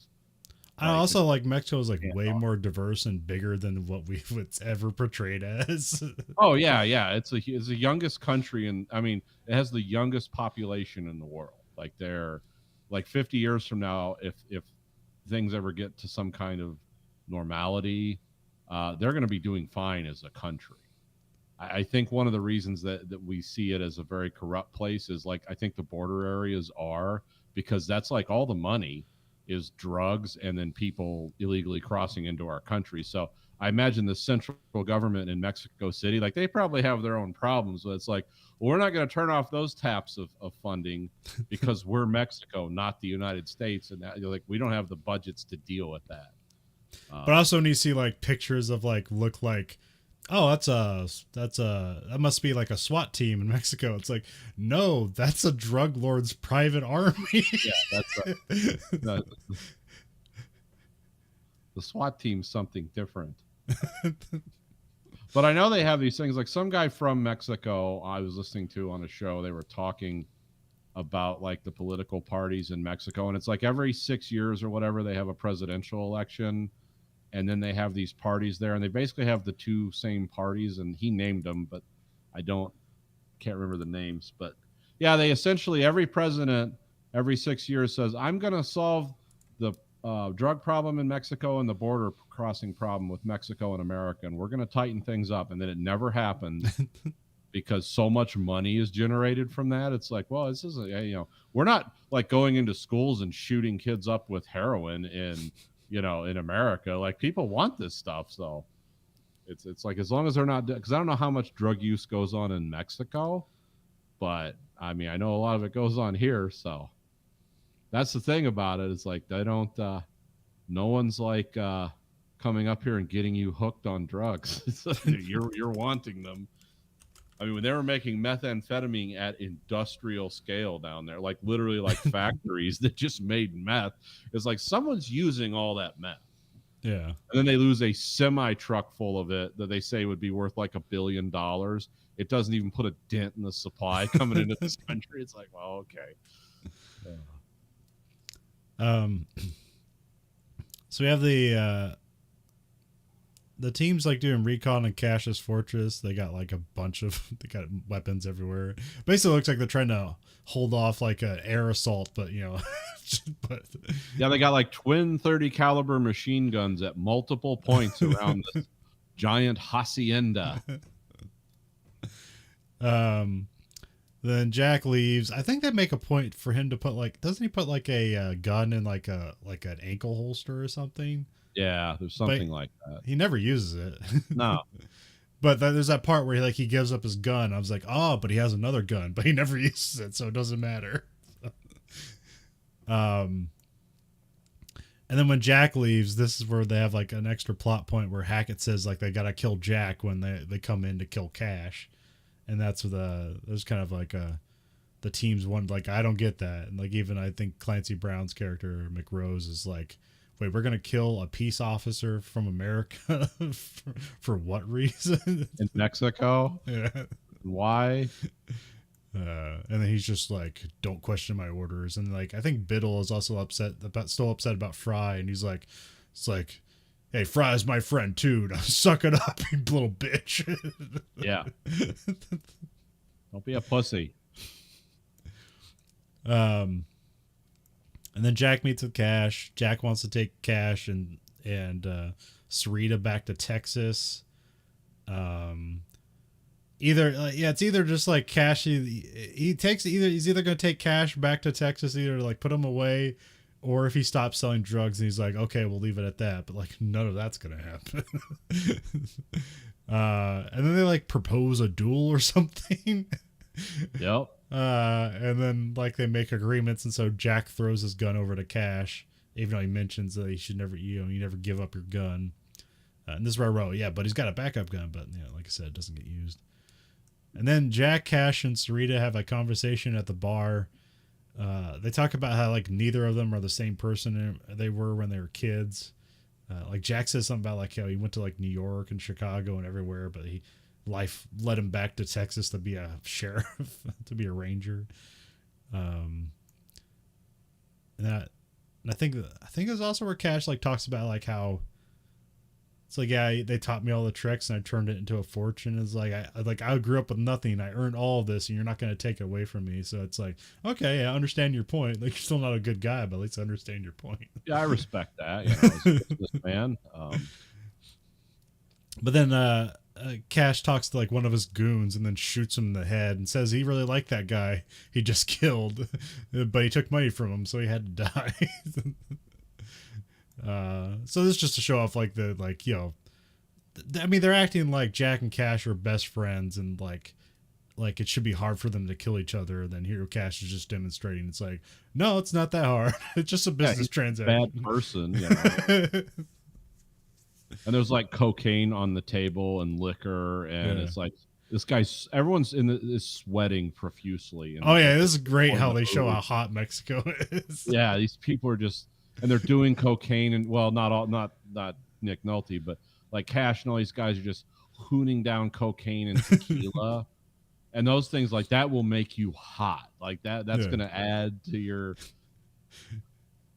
And he's in a suit, but it's like it's got chest open, so there's at least that. Then we have like the zombie team are moving in through the back hallways. So I have Cash and is drinking and doing coke. They have another scene where like Biddle assembles an Og, and then he's like holding a sex worker up and tells her not to move. It's like, that was a weird scene. Yeah, it's like, oh, here's the 80s. We're putting together the future gun, the Steyr, and then we're going to stick it in some prostitute's face.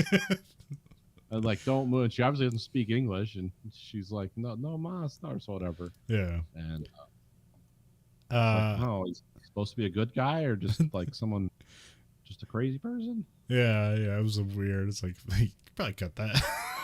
Yeah.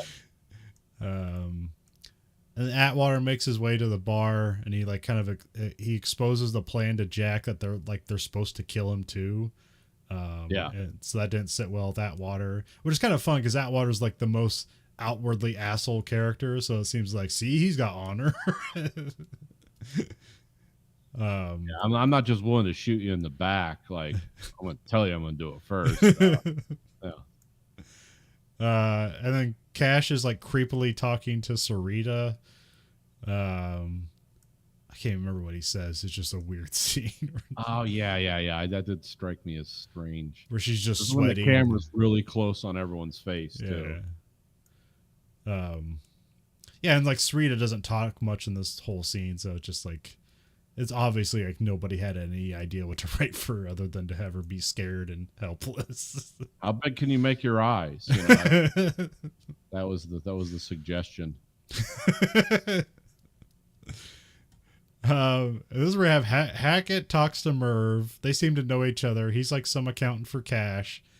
I was like, is he an informant or is he just no? Well, I mean, the whole thing is that apparently Hackett was working with Cash this whole time, and when Cash turned on the DEA, it was also a turn on Hackett. So that's when Hackett's like, I'm gonna take all this money and like for myself and leave, because he's like tired of working for the government in this super secret organization that like he's a part of. It's like, why is anybody doing anything?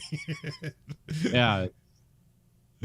The motivations in this movie are like, I mean, sort of understandable because there's like $10 million in cash on the table, and it's like, yeah, that's better probably than a government pension, but also like, how are you going to get away with this? I mean, he's already declared dead, so I guess when you're going to liquidate the whole team you're working with, yeah. And the Texas Ranger's going to die, and like no one's going to put this together. It's like, no. See, that's where some people said the subplot where they had the CIA guy was going to make more sense, where it's more like these are the stakes that the guys that are just kind of on the plan but don't know the secret of it are like, that would make more sense. Where here it's just kind of like revealed all of a sudden, and it's just like a sudden motivation that comes out of nowhere. Yeah. It's like we're already clearly in danger's orbit, but now it's suddenly revealed at the last minute, like, oh yeah, but not everyone's in on it. Just Michael Ironside's character is like, yeah, I'm just gonna cash out and kill everyone and somehow walk away. And it's like, But is he just trying to get those documents out of here? Because like they already got the money in the truck, right? Or is there even more money at this? Like, there's even more money at the thing. Because you find out like, oh, this wasn't officially sanctioned. Like, yeah. Because he reveals that before his own men kill, or he gets in a gunfight with his own people. It has nothing to do with Nick Nolte or Cash. Like the final shootout is him and Clancy and the other guy. It's like, oh, okay. But Merv doesn't want to give up the records that show Hackett's dealings with Cash, and so he stabs Merv to death. And that's when McRose pops in holding a gun on Hackett. Then we have Jack and Cash begin their standoff or their duel. It's interrupted a bit because like Sarita's crying. Bowers, but it's like, don't do that. He also says a bunch of cool stuff like, yeah, if you want to be useful, show some tit. And it's like, oh, Jesus Christ. Yeah.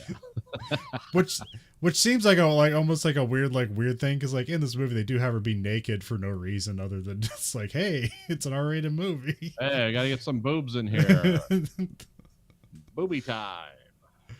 That was a big thing in the 80s. You almost don't ever see that anymore. Yeah, yeah. Even in R-rated movies, they don't bother. No. I think there's just maybe a logical divide where it's like you don't need that stuff because that stuff exists elsewhere the way you want it, rather than like half-hearted in an R-rated movie. Yeah, it's like you can go right to Google or whatever and just find like, yeah, just full-on pornography. At least that's what I hear. Yeah. Where do you get the drugs? Where do you get the pornography? Yeah. Google. Where do you get the hydrogen truck? Where was I? Yeah, so Hackett's is just in this. He set it up just to steal $10 million away from cash or just walk away. The team doesn't know that. But presumably that's why they switched the bank job to a day job to make it more dangerous. So like some of these guys could die off, I guess. I don't know. Yeah, it's just, again, this is the why Walter Hill movies are good, not great, especially stuff like this, because there's incoherencies that I know it's movie and you're supposed to look past some of that, but some of it is just like, huh? When would this happen? Even in where if everyone was stupid, like when would this happen? We're back to the standoff, but then we're back to the McRose, and the guy pops in, he shoots the guy off the balcony, it lands in the middle of the duel, and then all hell breaks loose, and there's just shootouts all over the place. Yeah, everyone's shooting everyone. Oh yeah, there's a great thing like when they give the gun to at the start of the duel, they give the gun to Nick Nolte, and I think he racks the slide, and then like 100 guys with M16 rack them all at the same time. That's right, I remember that. And then Real Powers black Booth, fest. yeah, and Powers Booth like, no, this is honorable. You gotta let them do that. But yeah, every gun they have is going off. Every gun of the 80s, the whole arsenal is on display, or everybody's getting shot. Like usually Walter Hill's like pretty good at the stuff where it's like location of people being shot, all stuff like that. But this one is just like it's good, but it's still just a bunch of random shootings all over the place. Yeah, it's just camera guy shooting. There doesn't seem to be like a coordinated like fight.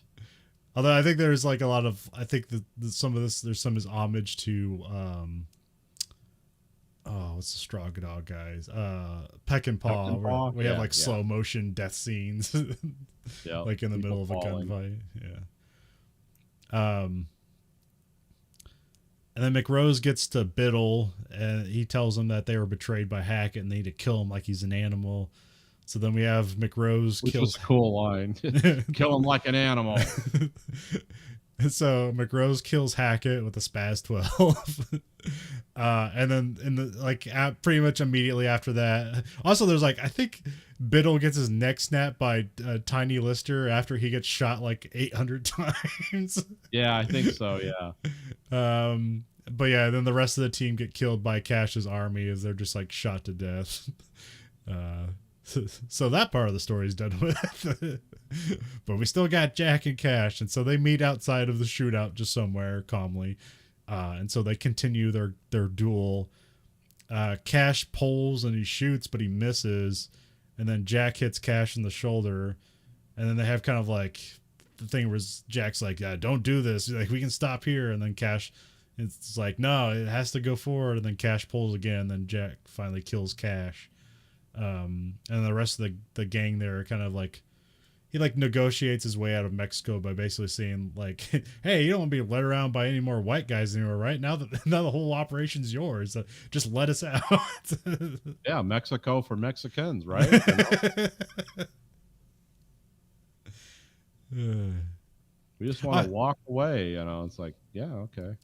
I forgot, like, when first Jack and Cash meet, there's a great line where it's very simple because it's just him explaining like because Jack's just like, hey, drugs are bad, we need to stop it, and like Cash is just like, you don't understand, they need Yeah, it.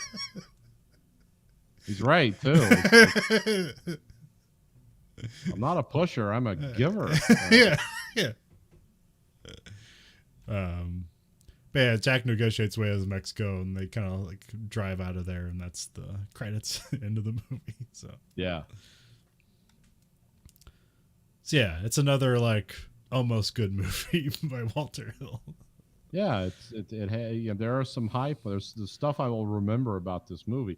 There's also a lot of stuff I'll forget because at the end of the day, it just wasn't. It didn't hold together for me. Like, oh, okay, this is interesting commentary. Yeah, Well, I mean, that's what it wanted to be. Yeah, like I said, it's like it's kind of two interesting concept movies thrown together, and they just don't gel the way you want them to. Yeah. Because I mean, it's like, you know, you start with like this R-rated A-team equivalent. They're dead, and then the very next scene is, oh yeah, what's that other story? Let's wrap that up. Yeah, what's going on with this cop in Texas? What are these hillbillies doing? But yeah, great cast, good performances. Some good action. Much younger back then. And again, a great performance by Rip Torn. It's like I like some of his non-comedic serious roles. But I do wish somebody would step forward and do a decent release of this movie, because it was the one I watched, it just made it look really bad and old. Yeah, I paid, I think it's like $6 on Amazon for this, and I was like, oh, I get gypped. I paid $2 for Silent Running. It was it looked like better than Star Wars. Like, what's this? Yeah, that has more to do with the digital transfer of an old movie not being done well. Just nobody updating it and seeing no value in it continuing forward. So yeah, which kind of surprised me, because this guy's like well known. Like, yeah, I don't know. What do you think? Well, I always feel like Walter Hill is most known as being just like a guy associated with the Alien franchise rather than like his other stuff. I always saw Walter Hill as like a I was associated with like 48 Hours, movies like that, kind of like definitely the Warriors, like definitely like a 70s director who did some stuff into the 80s. But yeah, like 48 Hours, stuff like those are great movies. Well directed, good stories, great actors. He's always got good actors together. But yeah, I just saw him as like someone who just like wanted to be like a latter day Peckinpah or something. And kind of like that genre of action. But, it's just like sometimes when it worked, like in 48 Hours, it was spectacular. This, not so much. Like there's nothing wrong with the acting in this or the structure of how the movie's made, but the story is just, it meanders. It's a meandering story between three great action scenes. It's kind of what it became. Yeah. Well, I was wondering if there's like, because I know Walter Hill is also a writer, so I was wondering if this is just like too writer heavy, and there's just too much stuff in this movie that they think they can deliver all of it to the audience. That could be. It could be that like from the script to the screen, it didn't transfer the way they hoped. Yeah. But then like I said, like you said, there's like 45 minutes that were cut from this movie of the other like CIA sub story that kind of tied it together. Maybe it would be a great movie then. Yeah. If that stuff could be resurrected and it could be put in director's cut, I'd give it a watch. Yeah. But as of right now, it's like you can't even watch on YouTube. Like it's that obscure. So I don't know what it would be like if it was done that way. Oh, there's a bunch of movies that we've done where they've had like these. So there's a bunch of like weird indie movie things out there, and one of them's like Shout Factory, where they do a lot of just old like kitschy stuff. It's like from the 50s. Yeah. They released the Mystery Science Theater 3000 volumes, and So I figure like this would be something like maybe Shout Factory could pick up. But there's another one, like they did a rollerball release, and it's called Arrow. And I don't know like what the rights are, but I feel like this would be good for an Arrow release or something. But maybe the rights are just too much because because like, yeah, I mean, like again, you look at the names on this, it's like, well, that'll sell you. But Yeah, I don't know. It's one of those mysteries of like, movies and how they get made and what becomes of them. And sometimes it gets yeah, really, somebody just holds the right to something and they don't care about it individually because all they care about is the vault of IP that they own. yeah, Because that's more important than just like doing an individual release for a movie that maybe like 10,000 people would enjoy. right, yeah. Some of it gets obscure. And there's a lot of weird stuff from the 80s too. 80s was a strange time for movies. Yeah. Because they moved away from just like the unapologetic violence and sex of the 70s into something, they were kind of trying to change it around. And then there's movies that like, there's movies that were made in the 80s that were like put together and storied out in the 70s that seem like 70s movies, but they're 80s movies. And here's a show off the movies of 1987, and maybe like this didn't get picked up. We got Predator. Yeah. We got Lost Boys. Yeah. We got Running Man. Oh, okay. We got Full Metal Jacket. We got The Untouchables. We got RoboCop. Die Hard. Is that 87? That's 88. Oh, okay. Lethal Weapon. Yeah, this probably got lost in the shuffle as like sort of an obscure, weird. And this is a Carolco release in late 80s. I'm not sure when they went under, but this very well could have been like a last one of their movies they put out. So. Also, I think I heard it got put. No. Here it says like it put out in April. I don't know. Okay. I read some trivia that said they were mad because TriStar said they wanted a Christmas release or something, but apparently they didn't do that. So.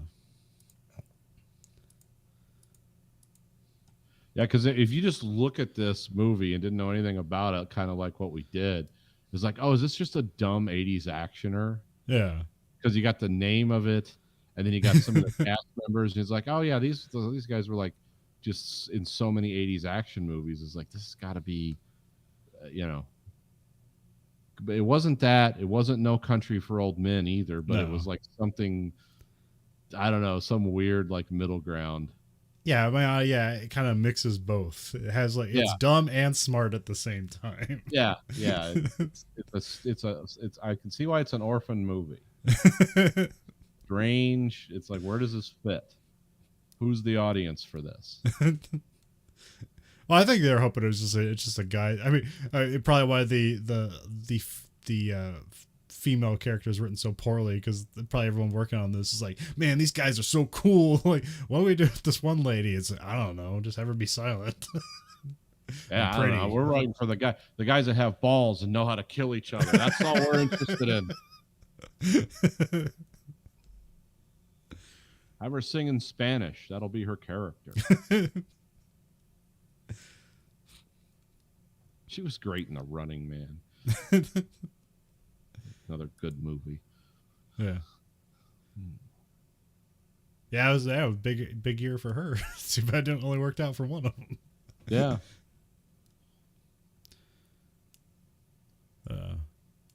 Also, that's also kind of weird. I think I always feel like Running Man and Predator are like almost like 5 years apart, but same year. No, same year. But also, there's a lot of that. Huh? It's cranking them out. Yeah. Also, there's a lot of like old Schwarzenegger movies that I like forget about, like Raw Steel, where he's like a cop out for revenge. Like, I've never seen that movie, but I know it exists. Oh, you mean Red Heat? No, there's two. That's another one. There is Red Heat. Yeah, Walter Hill directed that. Oh, did he? Huh. He's a cop from Russia. Yeah. The American cop is what is it? Yeah, Red Jim Heat. Belushi. Jim Belushi, yeah. But no, there's one he did before that called like Raw Deal, where he's just an American cop out for revenge. Oh, okay, yeah, I vaguely remember that one. Um, but yeah, I mean, he had right? a You got to remember, like Walter Hill, right after 48 Hours, he did Streets of Fire. Really, it's like just watch it once for the weirdness of it. yeah, I've never seen it, but like I've heard several podcasts where people talk about the movie and it sounds wild. Oh, I've watched it. It's weird. I mean, it's I don't want to watch it again, but I did watch it because I wouldn't I could talk about it for like 5 minutes, and that's really all I need to say because it was a strange movie. Because I remember like people always talk about like I think that one like really influenced a lot of like beat 'em ups in the 90s because there's always like the street gangs that would fight you. Like a lot of them are tailored after the gangs in Streets of Fire. Yeah, yeah. I mean, it's why that's why there's a game called Streets of Rage. Yeah, oh yeah. They borrowed that one. There's always like some guy with like a weird bright yellow jacket, and he's always named like Yield because he's yellow, and he appears across multiple franchises that are owned by the same company. Yeah, everyone has yeah, it's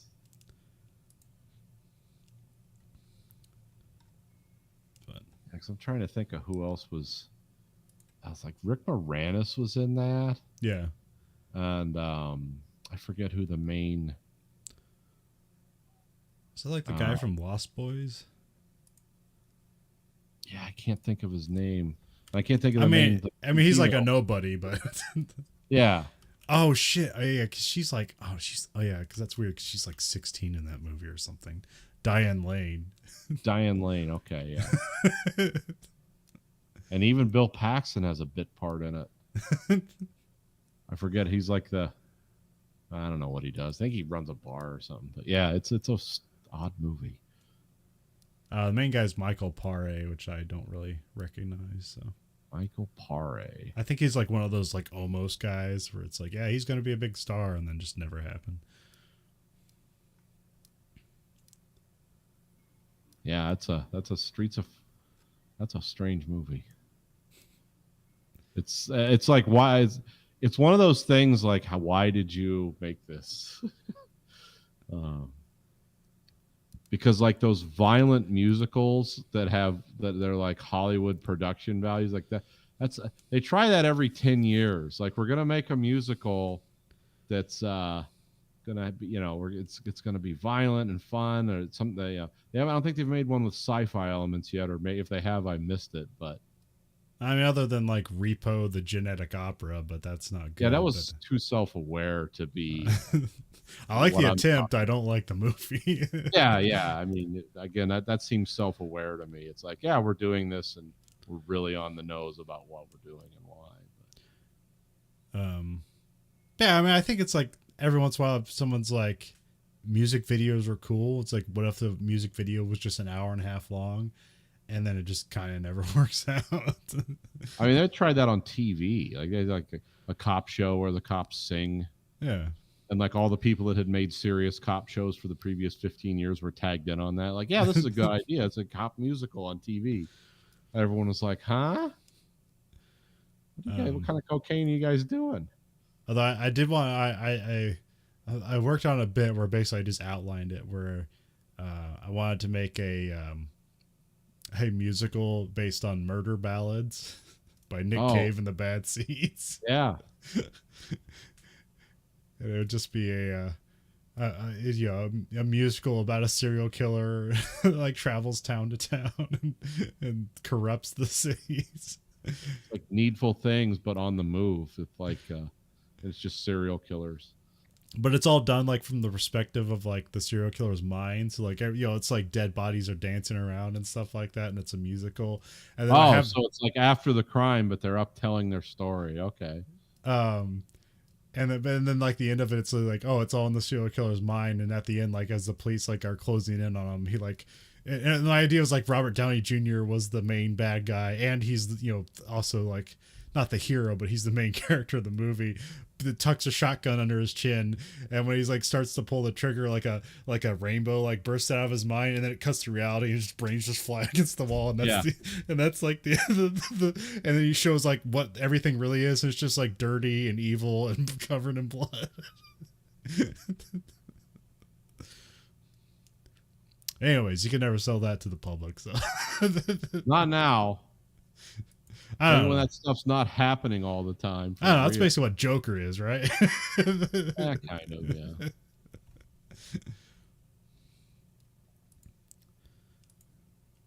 Well, anyway, if you like what you heard, and how can you can find us at anchor.fm/Verhoeven Effect. You can also find us at verhoeveneffect.com. Takes the same place.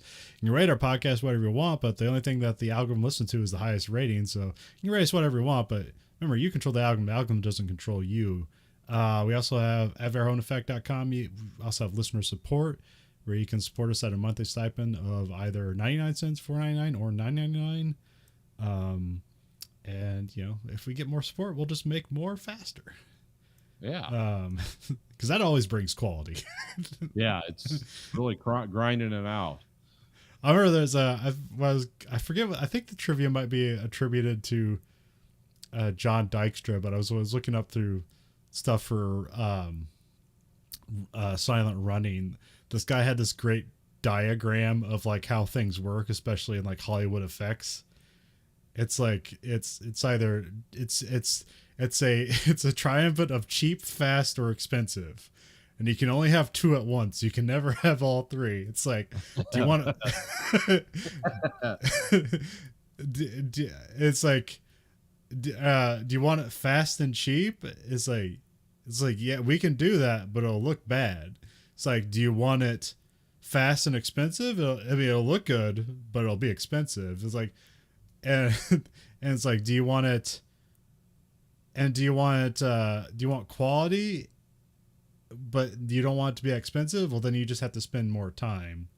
Yeah, I think it's time, quality, and what is it? I already screwed it up. But it was a great thing. It can never be good, fast, and cheap all at the same time. It can only be a pyramid, never a square. And you can find us at Twitter at Verhoeven Effect, Facebook Verhoeven Effect. You can find us on YouTube at American Greed Factory. You can watch both that show and this show live and unedited. And we also have t-shirts at belowthecollar.com/Greed Factory. So for the Verhoeven Effect podcast, I'm Colin. And I'm Nathan. Goodbye, America.